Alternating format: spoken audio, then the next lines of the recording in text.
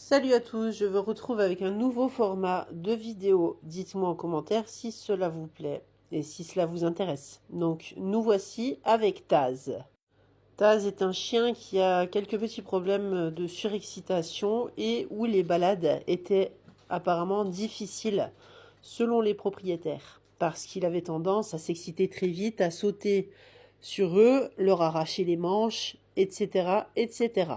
Donc je leur ai proposé de faire une petite balade en ville parce que je me suis rendu compte au fur et à mesure du temps que les propriétaires des chiens, ils avaient ce problème de ne pas savoir forcément ce qu'on peut faire en ville et pourtant la ville ou les villages sont truffés de choses super intéressantes pour le chien et malheureusement les propriétaires ne savent pas, donc c'est ce que nous allons découvrir avec Taz.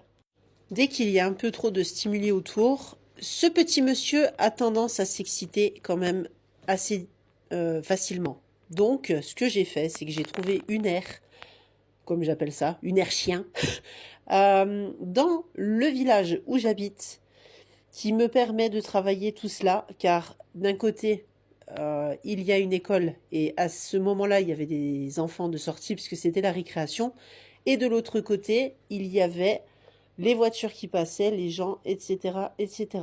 Le chien se focalise sur le travail, ce qui fait qu'il n'a pas le temps forcément de se rendre compte que tous les stimuli, c'est énervant, excitant. Donc voilà, donc là nous essayons de le faire monter sur le plot. Il y a eu quelques petits moments où ça a été difficile, mais à partir du moment où le chien a compris, tout était simple juste après. Donc, comme dans tout exercice, on ne force jamais le chien.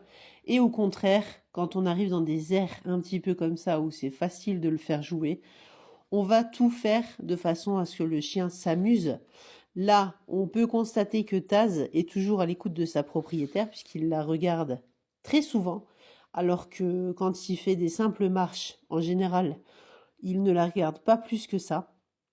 Et donc là, comme on peut voir, le chien il est content de jouer parce que il a appris plein de choses. On continue toujours pour essayer de désensibiliser un petit peu tout ce qui est niveau excitation.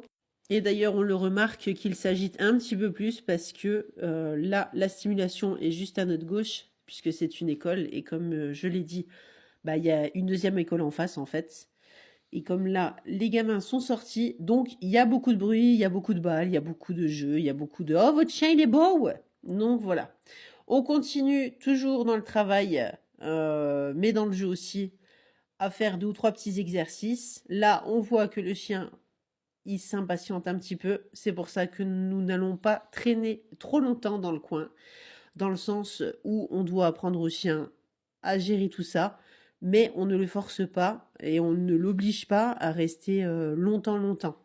Ce qui fait qu'on va changer de zone et voir une autre chose par la suite. Bah oui, hein, le chien il est un petit peu comme vous. Imaginez, vous n'avez pas trop l'habitude de voir quand ça bouge à droite à gauche autour de vous, et tout d'un coup on vous bazarde en plein centre de Paris ou en plein centre de Shinjuku. Ben, personnellement, je sais que je partirai dans tous les sens, hein. Enfin, pas Paris, mais Shinjuku. Donc voilà, c'est pour ça qu'il faut y aller petit à petit et ne pas griller les étapes. Donc là, on s'éloigne et on continue. J'ai démontré à Audrey que son chien pouvait s'asseoir parce que, selon elle, il était précieux. Donc voilà, nous avons fait quelques exercices où le chien s'est assis sans même qu'elle lui demande. Puis, nous avons trouvé un muret. Alors, on a fait un petit peu de marche sur le muret de façon à ce que ça stimule aussi le chien.